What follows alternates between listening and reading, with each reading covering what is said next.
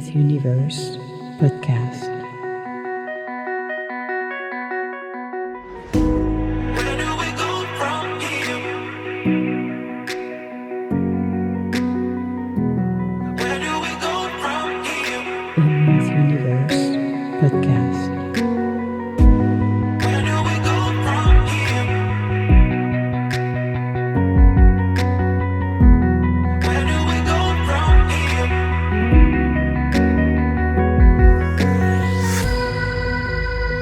Miss Universe podcast.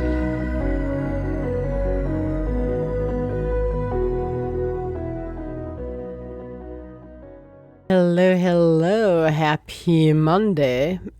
Yes, and my voice is improving a little bit, which is not that bad after 3 weeks of being sicko. Seriously, you gotta love viruses. What is amazing as well is, and I think I talked about it the week before, when you're sick and you have to go to work, or when you're sick and you go to a retreat or you go on a trip where you should be canceling and then you don't, and finding yourself in a way that you're the recipient of somebody else's virus, you ask yourself, okay, two things. One, why don't you segregate yourself? Why don't you not go somewhere when you know you're sick? Two, why don't you have what do you call it? Those antibacterial lotions, so that could help. But it's amazed me to be on the receiving end this time around. So it was just, interesting. So it's improving. It's not that bad. It's still a little bit of the sinus and it's still a little bit in my lungs, but it's better than it was a few days ago. But however, I don't even what I would call it, go and say, victory, I'm healed. No, because viruses have a tendency to just attack the body everywhere they can, any organs, and then they're going to quiet down to mutate and try something different, to try to adapt. And then they're going to attack others. Like he can start with the GI tract, the kidneys, liver, stomach, and then will mutate and change to, let's go visit the sinus. Let's go to the bone, to the jaw. And then let's try the sinus and the lungs and the heart. Just let's poke at everything. It feels like more like it's not a marathon. It's not a sprint. It's a marathon.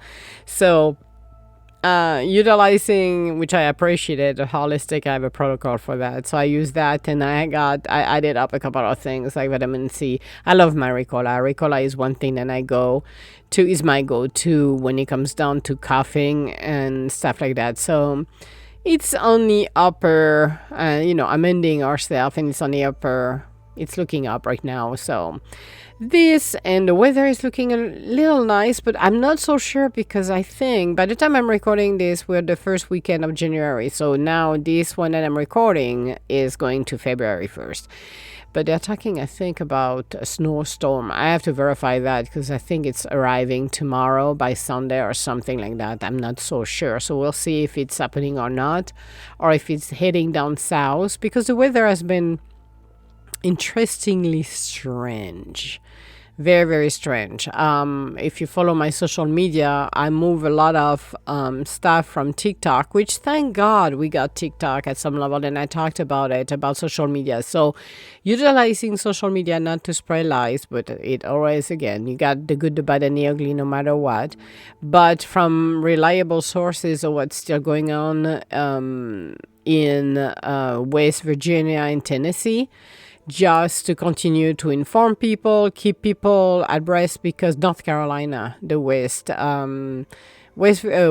North Carolina, I'm correcting this because I said Virginia, but informing people where they are and continue to communicate and see what kind of help and where we are, which interestingly enough, and I am so grateful that this has been utilized in a proper way, meaning information, truth, compared to, and I'm going to go after the media again. Everybody knows that. It's not a rant, but it's a fact that, if it's not the latest shiny object, because they all want to do their own show when they do their own news, you got, unfortunately, and I talked about it, and it's the same thing with businesses. People should learn to do not, to be unbiased and not biased, but unbiased, and it's not happening. You got some, excuse me, people who have done politics and turned to be journalists, and their view is extremely narrow-minded and hypocritical, and some even got sued. Actually, even host and the TV news got sued, which is good actually, and had to provide a public apology as well. And we see it across quite a few shows. That to me, it's like, okay, if you are in the news, you have, and you should be unbiased. You should not be left or right. You should report the news for the facts, which we are lacking at this moment in time. We are lacking the effectiveness and the truth behind it, and not being tried to be drinking somebody else's Kool-Aid.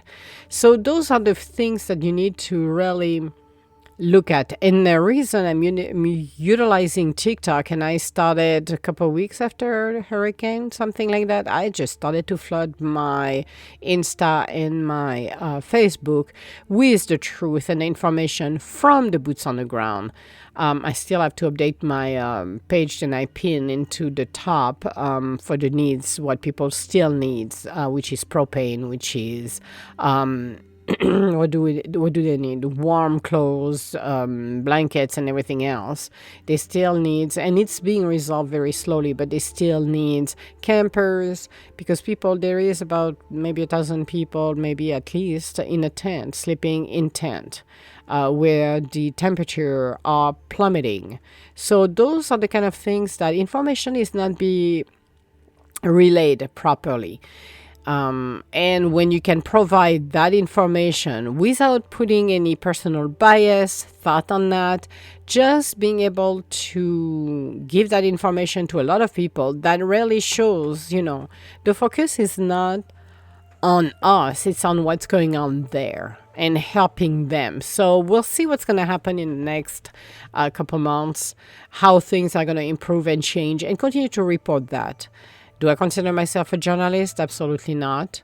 I could be one of them, because if you listen to some of the interviews I've done in the series I've done for businesses, and interviewing people and having conversation with them and getting information, valuable information for people who want to start their business, yes, I could be one. However, I probably will not be a popular one, because it will not be based on what boss or a TV channel want to see, but just talk about the truth. I think it's so essential. So think about the transparency and the world we're living in. How much transparent are we truly are between social media, where you get people who want to pretend to be and living a lavish life, or, trying to show off or show themselves in a way that's not their lives. Even some, I remember some rappers that showed up and took picture and selfies of themselves near private jet, and I wasn't even there, so it was hilarious, but pretending, and they got caught. It's kind of sad in one way to try to sell the moon when you don't even have the moon. If you want to pretend, that's fine, but don't try to spread the lies, because there is always somebody that follows you that's going to call you on your own crapola. But I feel that if we can improve and stop to put our own perspective into things, but just reporting the facts, it will make a huge difference. I have noticed that, so for all of the people who wants to be in news or do things like that, then they need to understand, be unbiased. Bias or unbiased? Unbiased? I think I'm correct when I say unbiased. Now I'm questioning myself. Don't put your perspective in there. You have to detach yourself. You're the observer. You're the person who witness. You're the witness. So this is one thing that should be happening. But again, we're playing in a world where there is a lot of influences. There is people who want to move people. Like I said, we're not part of the robot world. We're not a bunch of lambs. And you have your own mind. stand up your ground. And it's not to shout at others. I always said, you know what? The best way to do your thing is live your life. Don't justify to anyone what you're doing. If it's for the highest good of everyone and you don't harm anybody, it's just fine. But just live your life. You don't have to justify anything. Every time you try to justify things to somebody or try to convince somebody, this is where you give your powers away, because that person has the hold on you, then you want it or not. The day you detach yourself and you just say, oh, what the heck, I did not give a crap, and you live your life to the fullest, this is where you finally free yourself of the false pretense that you depend or codepend on somebody. I was picking up the mail. Actually, I did my little walk. I don't have my little golf cart here. But I took my pop-ups, the two. After the second walk, we did two walks this morning. We did a quick one this morning with Makakai, who tried to, I love my boy, tried to turn around at least twice because it was too cold. And it's like, I'm going. I'm like, no, you're not. You're just following us and you're going to take the walk like everybody. We're going to do a quick walk. We did a second walk and Mike went straight inside. And I thought Lulu was following him, and I was talking to Daddy and said, we're going to go for another one right now to pick up the mail, which is a mile, at least mile and a half away from where we were.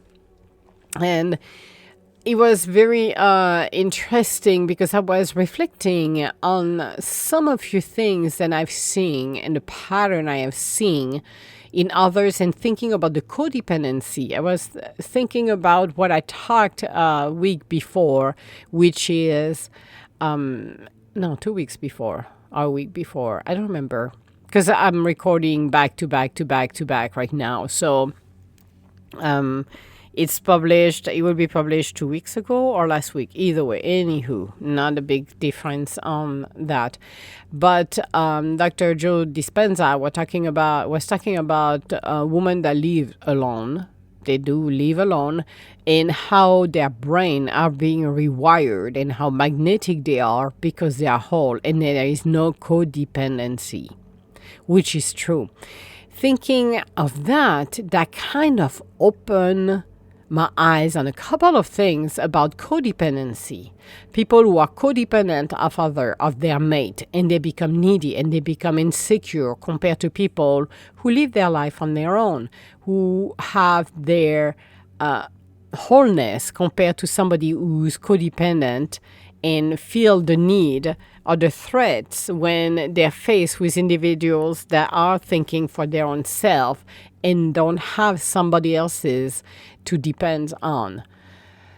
I talked about, and I don't know why I'm bringing it back again, maybe it's a message for this year, that everybody should be living on their own for a few years to understand who they are and to remove that codependency, because when you are in a relationship with somebody, you're codepending on what they're doing, even though it's like, well, I do whatever I want. Not really, because you're depending on them, you're depending on maybe they're traveling, and you're depending on when they're coming back home, you're depending on, okay, if we're going out, we have to figure out where we go, what do we eat, blah, blah, blah. So there is always a codependency on that person.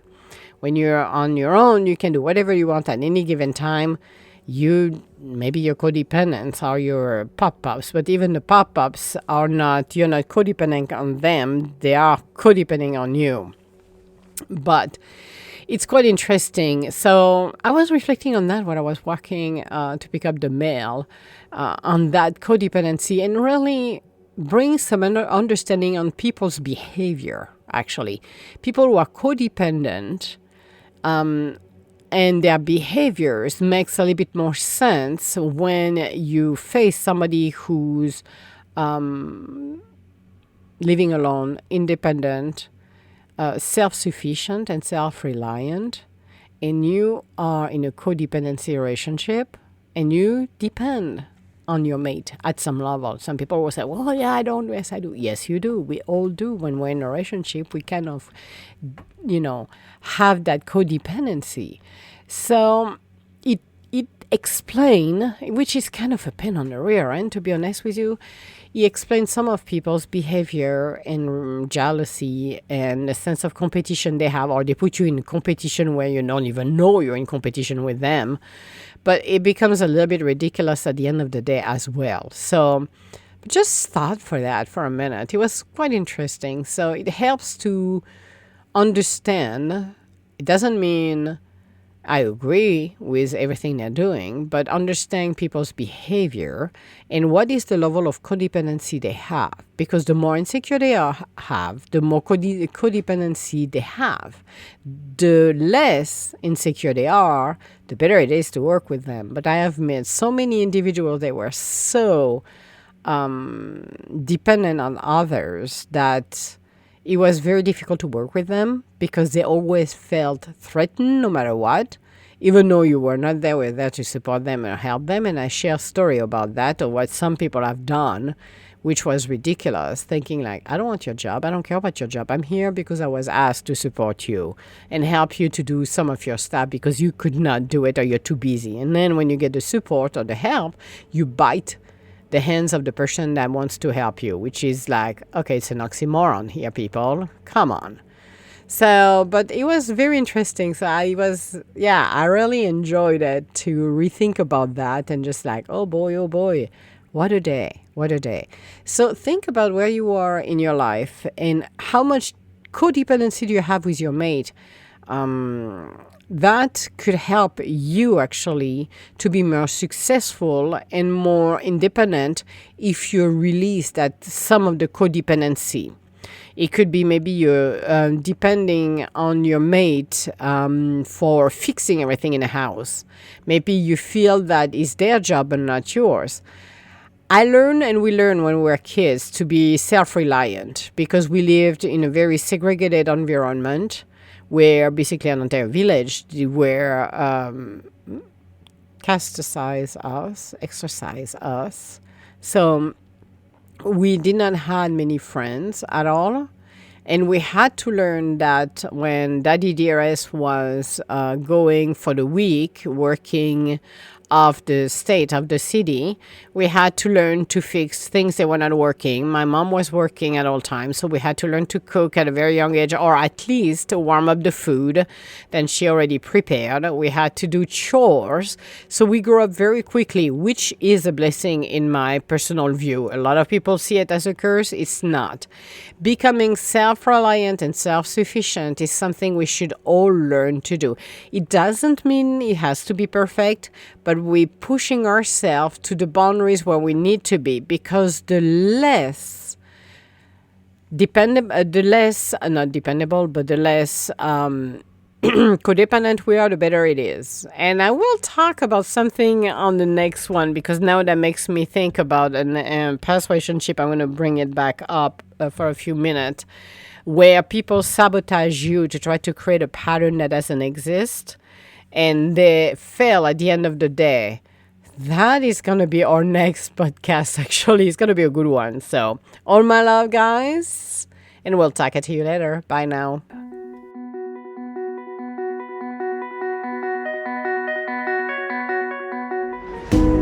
Where do we go from here?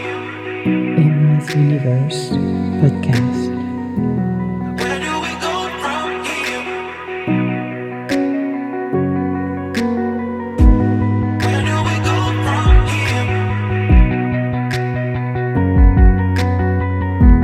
Where do we go from here?